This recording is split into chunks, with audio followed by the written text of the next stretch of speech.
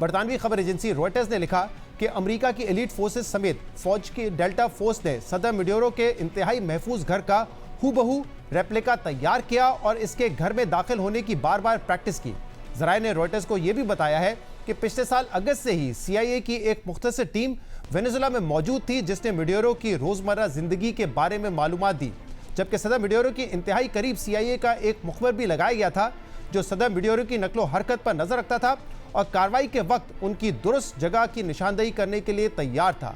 अमरीकी अखबार New York times के मुताबिक सदर मडूरो की एक एक हरकत पर सिर्फ CIA के एजेंट की नजरें नहीं थी, बल्कि कई माह तक कैराकस के फिजा में स्टेल्थ ड्रोन्स ने भी सदर मडूरो पर गहरी नजर रखी हुई थी। न्यूयॉर्क टाइम्स के मुताबिक ये एक इंतहाई खतरनाक मिशन था क्योंकि वेनेजुएला में अमरीकी सफारतखाना बंद था, इसलिए CIA के एहलकार डिप्लोमेटिक कवर की आड़ में काम नहीं कर सकते थे। खबर में इंकशाफ भी किया गया है कि ऑपरेशन से 10 रोज पहले यानी कि 23 दिसंबर को अमेरिका ने सदर मडूरो को यह पेशकश भी की थी कि वो मुल्क छोड़कर तुर्की चले जाएं, मगर मडूरो ने गुस्से से इस मंसूबे को मुस्तरद कर दिया और मुज़ाकरात की नाकामी ने ऑपरेशन की राह हमवार कर दी। खबर के मुताबिक सदर ट्रंप ने जुमे की रात 10:46 पर हतमी कार्रवाई का हुक्म दिया। वेनेजुएला के अंदर ऑपरेशन का आगाज साइबर ऑपरेशन से हुआ, जिसके जरिए कैराकस के बड़े हिस्सों में बिजली बंद कर दी गई। शहर तारीकी में डूब गया था ताकि तैयारे, ड्रोन्स और हेलीकॉप्टर खुफिया तौर पर शहर में दाखिल हो सकें। और फिर हफ्ते की देर रात अमरीकी जंगी तैयारों ने रडार और फजाई दिफाई निज़ाम पर हमला शुरू कर दिया। न्यूयॉर्क टाइम्स के मुताबिक वेनेजुएला के एक सीनियर ओहदेदार ने बताया कि इन हमलों में